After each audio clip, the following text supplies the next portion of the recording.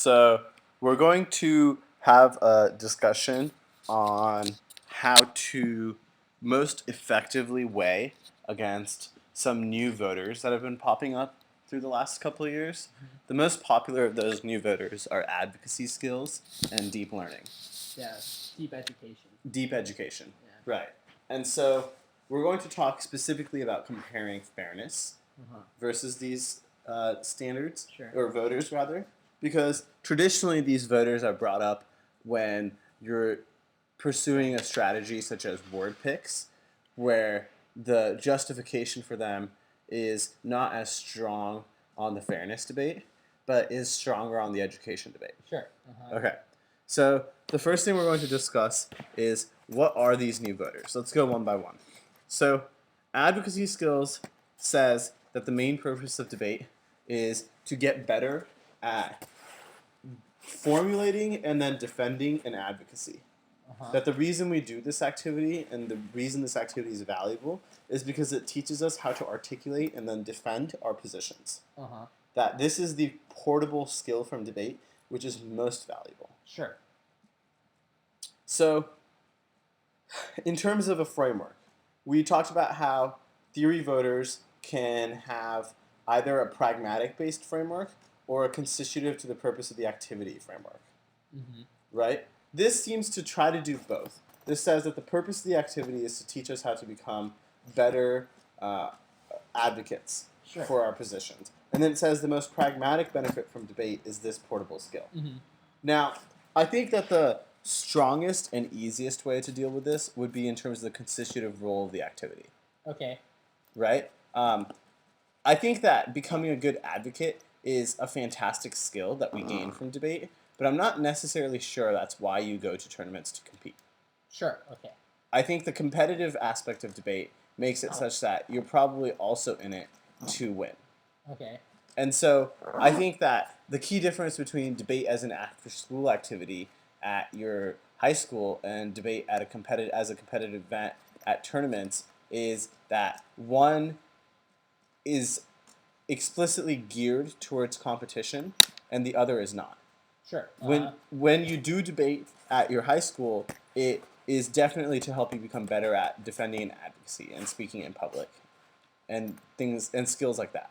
Does that make sense? Yeah. But we'll get more in depth about how to weigh against it. But does the actual voter itself make sense? Yep. Okay.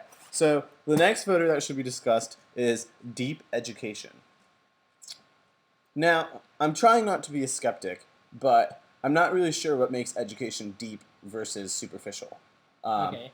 So that is something that, rhetorically, I think these voters face an uphill battle on, at least in front of me, is what makes education deep and how deep can it go? Like, is there education that's deeper versus not deep, right? That doesn't seem to make sense. But my understanding of this voter is that some forms of education are more valuable than others, and going deeply into those forms of education is most valuable. That seems like a clash argument to me. I agree. It seems like it ultimately collapses down to just education standards, which is a conversation we're about to have. But does at least what the claim is make sense? Wait, can you repeat what the claim is? That there's some valuable things that There's some types of education that are much more valuable than others, and the purpose of the debate is to go deeply into those types of education. Okay. Now, the other third voter I've seen infrequently, but I have definitely seen and heard of, is fun. Fun? Yeah, people say fun is a voter. That you need to stop taking yourself so seriously, and that, my strategy, though it may be unfair, is fun because it is something that is different that you haven't seen before, and it's something that forces you to think. Seems like education based. Not really. The argument is just that, look, debate is an intellectual game, and this is a new approach within that intellectual game. Even if the approach is somewhat unfair, it is something that at least is a memorable round that you will remember for the rest of your life. Okay. Right? And so those are, I think, some new voters that have popped up. This is not a comprehensive list of new voters that have popped up because I'm not super involved in the debate gossip scene. and I haven't really heard of a ton of rounds in the last few years. So the only rounds I've really been able to look at are the ones that have been posted online. And so I don't know what all the cool kids are doing at tournaments Sure. because I don't go to tournaments very often anymore. So let's talk about the next thing that absolutely needs to happen on these debates. You absolutely 100% need to clarify in cross-examination how impacting back to these voters works. Okay. Is it a maximization-based scheme or is it a sufficiency-based scheme? Here's the difference. Fairness is usually a maximization-based scheme if we assume competing interps. Right. It's a question of who is more fair. Uh-huh. If we assume reasonability, it seems to become a sufficiency-based scheme, i.e., am I fair enough? Sure. Similarly, you need to confirm or clarify, rather, that this is how these voters work. Uh-huh. So it's a question of sufficiency versus what? Versus maximization. Okay. Like, you should ask them a question. If I show that there is a good amount of advocacy skills that you garner from my interpretation, do I win the theory debate? They're probably going to say no. No. Yeah. So then the follow-up question is, if I show that there are more advocacy skills in my world compared to yours, do I win the theory debate? Right? Sure. Okay. So then the next question is, once you figure out how the impacts are filtered, i.e., are they compared or is there a minimum threshold they have to meet? The next thing you have to ask is which metrics are available to weigh impacts. So on fairness, the metrics we have available are things like time skew and ground skew and reciprocity and even playing field and predictability and research burdens and et cetera, et cetera, et cetera. Right? Sure. Now the question is, what are the metrics for advocacy skills? No. Oh, yeah, that's a good question. Yeah. Right? And I think that this question will really help either clarify why these voters are unique and explain to us what we've been missing so far, or illustrate to the judge and everyone in the room that this really does just collapse back to education.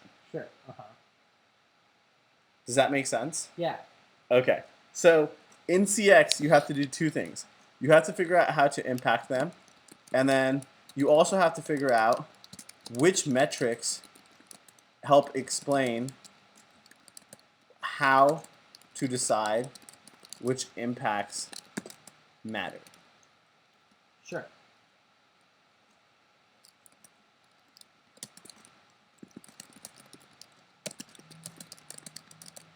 Okay. So unfortunately, I can't provide a very holistic view on this debate. My view is biased. I tend to think that these new types of voters are silly. I think that though we shouldn't blindly and dogmatically abide by tradition, tradition in this instance has come about for a pretty good reason. I think fairness and education are pretty encompassing of the different concerns we'd have from an activity.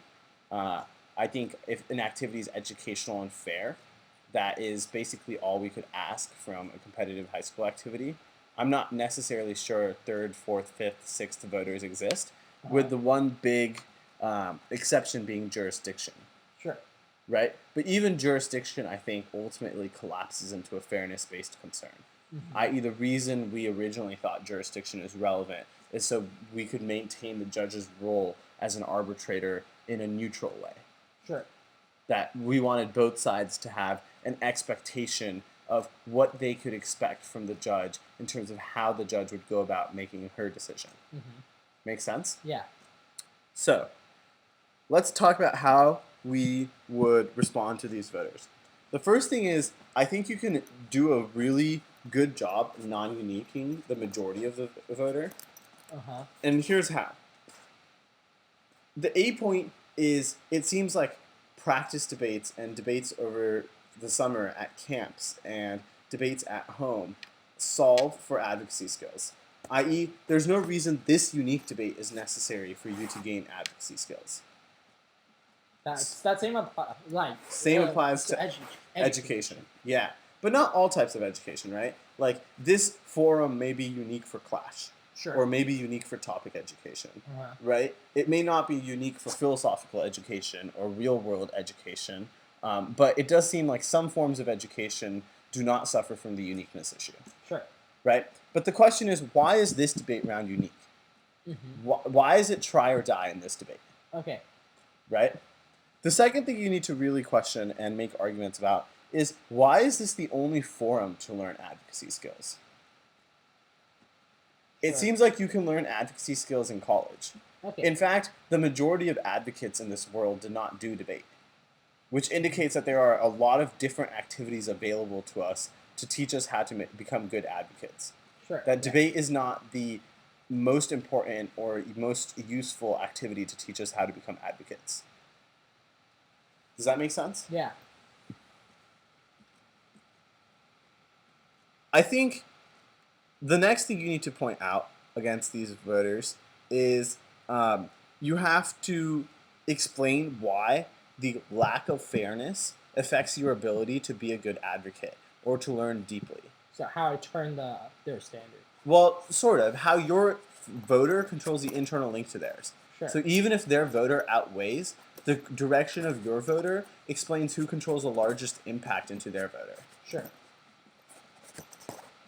So essentially, it would be like, yo, if the round is unfair, then my ability to learn about this round deeply or my ability to be a good advocate is compromised, and only you get the skills. Sure. Yeah. So this is explaining how your voter controls the internal link to their voter. Now, the other big way you can go about this process is you can explain why fairness outweighs their voter. So this needs a framework, as mentioned at the beginning of this conversation. You need to explain what the most important impact on the fairness versus advocacy skills debate is. Right? Is it staying true to the purpose of competition? Or is it long-term pragmatic benefits? Etc. Sure. Cool. So what we're going to do is we're going to practice. I'm going to read an advocacy skills voter and explain why it comes first and why it outweighs. And I respond to it, Yeah. right? Okay. You get This is courtesy of the circuit debater from Green Hill. Yeah, I think Green Hill started the advocacy skills voter. Yeah, and I think that they experienced a lot of success with it. Sure. So it clearly has merit, and it's something that's definitely worth taking seriously.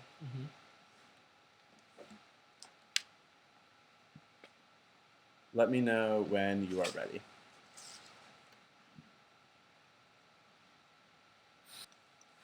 Okay, so if you're following along at home, as always, the best way to utilize these videos is to flow what I'm about to say, and then pause my recording, and give yourself some prep time, and respond to the recording, and then compare it to what Kirk does, and listen to my feedback, and apply it to your own speech as well. Cool. Ready, Kirk? Sure. The voter's advocacy skills, the ultimate goal in debate is to hone decision-making skills that can be used when we leave the activity. This practice teaches us portable skills to have a robust defense of the wording of our advocacies and helps build coalitions through the language we use. That form of advocacy skills prepares us to persuasively create social and political reform. Advocacy skills comes first. A point is abuse inevitable in debates and in life. You will always be faced up against good strategies that make it hard to win. Teams with more resources, people who are faster than you. Advocacy skills is the only unique external impact. B point is fairness is silly because things will always be unfair. No learning. You ground your decisions on fairness. C point is not unique to debate. If you want a fair activity, go play board games. As a judge, you should only evaluate what is the better model of debate. D point is not a voting issue. Their inability to handle a good strategy doesn't mean you should you should drop me. E point is all their fairness arguments assume a world where I'm abusing the team reading things not specific to the app or the resolution, but this is different. My impact outweighs your impact. A point is encourages a unique skill set. It teaches debaters how to make the best kind of decisions and weigh the advantages and disadvantages of taking an action. B point is it promotes a portable skill that debaters will value. Once they leave the activity, advocacy skills is crucial to becoming a good lawyer, interviewing for jobs, or even persuading people in general by knowing what are the merits and disadvantages of a particular action. C point is that the thesis of the Iraq War was grounded in flawed advocacy skills. Bush did not have to defend his policies against people on the far left, which allowed for massive atrocities and the deaths of thousands. Only my model of debate encourages debaters to make the optimal decisions and avoids bad shit from happening in the real world with flawed advocacies. I think for the purposes of this speech, because this was specific to a word pick, the E point on advocacy skills comes first probably won't make any sense to respond to. Cool. So give yourself some prep time. Take no more than 5 minutes, and let's see how you do.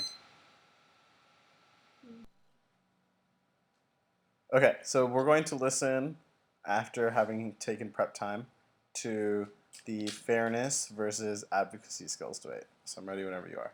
Yeah, so the order's gonna be an overview that you. This is pretty long, so you should follow, and then line by line. You good? Before evaluating the fairness versus the advocacy skills on line by line, you need a framework to filter out which impacts are most important. There are two frameworks. Whether we should be concerned about things that are constitutive of the activity or pragmatic benefits, we should be more concerned about things that are constitutive of the activity. There are three warrants.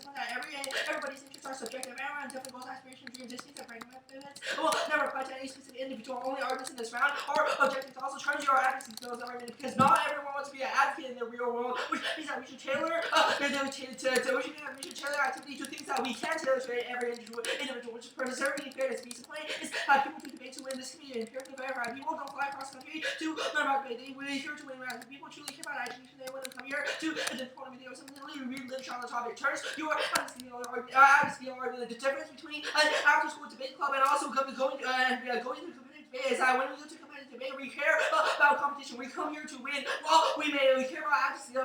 We may care about advocacy skills. If we are an afternoon club, this is not the purpose of competitive debate. Even if this becomes a good thing, this is not the purpose of debate. See, sometimes that purpose of a debate round is to sort out competition, ensure the best debaters catch and tournament. Tournament is hosted to ensure its pragmatic benefits, rather than they're hosted to ensure the best debaters reach the end. Also, first best means that fair use evaluates the things are constitutive of the activity. Fairness is constitutive of activity because we were designed determined to preserve the fairness of the debate round. Well, I mean multiple arguments why advocacy skills is, and then second our way because of reversibility. Once this round is unfair, can't reverse. However, we can always gain advocacy skills for other rounds. Also, at debate camp, also at practice debates. There's no reason why this round is key. And three, because fairness controls advocacy skills. If based on fair, then that means I'm not able to engage in arguments. That means I'm not going to engage, get the advocacy skills that you talk about so important on the line by line. Group your A and B, so what does that take abuses and inevitable fairness and inevitable. However, prefer inner arguments over outer arguments. Each point that inner arguments can actually be verified. You should this should be a scientific theory because you're voting for something being abusive. Then you should be able to verify that's actually abusive. These points that we're debating about this round. We should prioritize impact of the specific if this round. The question whether should I care about my kids or should I care about other people's kids? Because the other people's kids are important. However, I should prioritize my kids because I have an obligation to my kids. Also, similarly, we have an obligation to this round, not the future rounds. While future rounds may be important objectively, we should care more about this round, not specifically on abuse points and fairness and inevitable. However, one was the question of minimizing unfairness versus theory. You have conceded community interpretation, which means that it's simply a question of reducing unfairness. Second, short, advocacy skills is also inevitable. People are born to know how to advocate for positions. We simply teach people how to become better advocates. His point is that there are other activities. However, we're in this activity, you have my framework indicates that we should tailor past specific constitutive of this activity. We should try to make this activity more fair. The decent point that you shouldn't drop me from being unfair. There's no warrant to this kind of and then you go to your specific reasons how applicable skills that way. Group your A and B subpoints. All of them are referring to future round impacts on that winner. That means that these arguments are relevant. The C-point talking about thesis and impact Iraq war. This impact justified. I agree that the Iraq war is probably bad. Iraq war is probably bad. However, if I win my framework for debate, this also means that the arguments are relevant. Also, there's no impact in terms of voter section. Because it's simply a floating impact doesn't justify anything. That's 334. Okay. Last argument there about this is a floating impact doesn't justify anything should be explained as this is a pragmatic benefit. Sure. Does that make sense? Okay. I thought the line by line on this was a little bit poor, so I'd like to go through it in depth and fix it. Sure. First argument is that abuse inevitable in debates and in life. Yeah. So, first response here should be, so this is the A subpoint read for why advocacy skills comes first. First response here should be, just because it's inevitable in other areas of life doesn't mean it's inevitable in debate. Sure. Okay. Second response should be that you misunderstand what I talk about when I say abuse, right? Being faster than me is not abusive. It's about equal opportunity.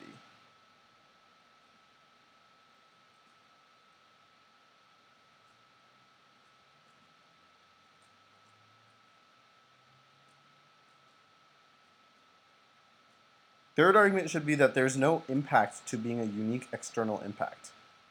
There's no reason that matters. What do you mean? She says that advocacy skills is the only unique external impact. That's the impacting for the A point. Oh, okay. That's irrelevant.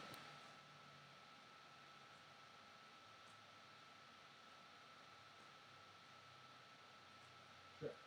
You should explicitly also compare this to reversibility. You say, look, like being a unique external impact is not important. Is not as important as having something as avoiding something that's irreversible. Make sense? Yeah. Okay. The next argument is that fairness is silly because things will always be unfair. There's no learning if you ground your decisions on fairness. First off, this is definitely a fallacious argument. Wait, what is the argument? The argument is fairness is silly because things will always be unfair. There's no learning if you ground your decisions on fairness. So, first you can say that fairness facilitates the best forms of learning. It ensures that both debaters have the opportunity to engage on the issues at hand and learn from them. Second is that you're making an empirical claim without an empirical warrant that things will always be unfair. Just because things are unfair in the real world doesn't mean it has to be unfair in the debate setting.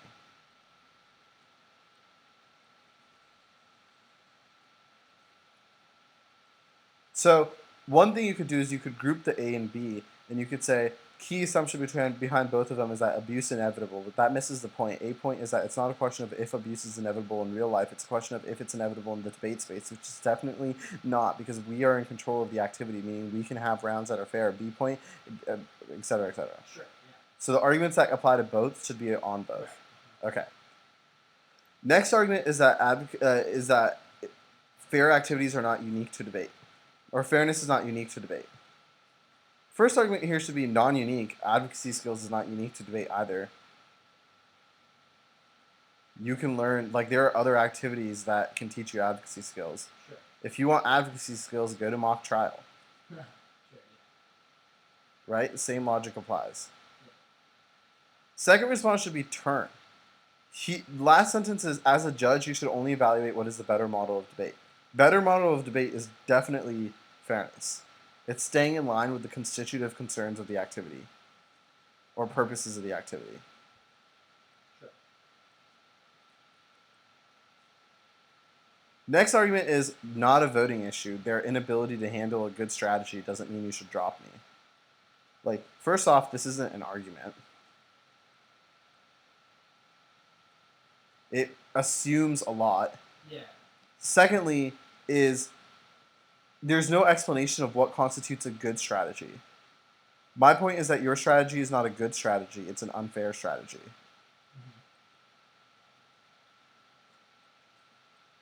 So I would say, by definition, good strategies are fair. Sure. Make sense? And then I think all of the reasons the impacts outweigh in terms of advocacy skills, you should point out that all of them are pragmatic benefits. None of them are constitutive to the purpose of debate. Okay. The only argument about what's constitutive to the purpose of debate is perhaps the C point on advocacy skills comes first, which is not unique to debate. If you want a fair activity, go play board games. As a judge, you should only evaluate what is a better model of debate. Sure. But even that doesn't really have an impact back to constitutive of debate. Sure. There's almost no argument that says the purpose of debate is to make you an advocate. Right. Okay, makes sense. Yeah. Right? That's just an empirical claim being made by the negative with no warrant. It starts in the voter section, says ultimate goal of debate is to hone decision-making skills that can be used when we leave the activity. Why is that the ultimate goal of debate? Who says that's the ultimate goal of debate? Wait, then why is fairness constitutive of the activity? Because you guys are both trying to get the ballot. Sure. Right? Like, in a competition, it's like, that's like having a basketball tournament and saying that the winner of this match is not who scored the most points, but rather who burned the most calories. Okay. Because basketball helps improve your cardiovascular health, and that's much more important than who wins or loses this round, this game. Okay. Do you see what I mean? It identifies and isolates a positive benefit from the activity and then tries to make that positive benefit the end-all be-all to the activity, when in reality the reason the activity was being played was in terms of a win or a loss, not that positive benefit. Sure. Yeah. And that additionally is the difference between recreational basketball and competitive basketball. Oh, sure. In recreational basketball, yes, burning calories is probably much more important than who wins or loses. In competitive basketball, no. Okay. Does that make sense? Similarly, this is what I'm talking about when I say you can learn debate at high school, or you can learn it at the lay level and things like that, and learn how to become an advocate. In a competitive debate round on the national circuit, though, it seems like people do it to win. Make sense? Yeah. Okay. So, do you see how you on the line by line didn't really deal with a lot of the arguments? Right. Yeah. So, when you redo this, I want you to accommodate all of my criticism and include it in the line by It line. was a diesel point that you shouldn't have dropped me for being unfair, right? Yeah. That's it. That was literally one sentence long. Not a voting issue. Their inability to handle a good strategy doesn't mean you should drop me. That's the whole argument. Like, one, this is not an argument. It's just a claim. Two, you're missing the point. It's a question of what is a good strategy. If your strategy is a good strategy, it would be fair. In which case, yes, I should lose for not being able to respond to that good strategy. But my point is that you're not reading a good strategy. You're reading an abusive strategy. Sure. Yeah. Make sense? Now, this was usually read by Greenhill in the 2NR Right. on a picks debate. So remember when we practiced the 2NR on picks? Oh, yeah. So this is similar to the speech that you just gave with Noah versus Bob in Finals of TOC, where the goal was to spread the 2AR thin. Oh, yeah. There Makes sense. is no way you can spend 3 minutes and 30 seconds on this debate, ever. Yeah. It's not possible. Yeah. It's not possible, right? This debate needs to be able to be conducted in a minute. Okay, so I should get this on. A minute, actually. Definitely. And so that requires you to group arguments. Making the best argument on each of And making the best argument on each of them. Exactly. So in your redo, I want you to get this to a minute. Okay? Any questions? No, I'm good. Awesome.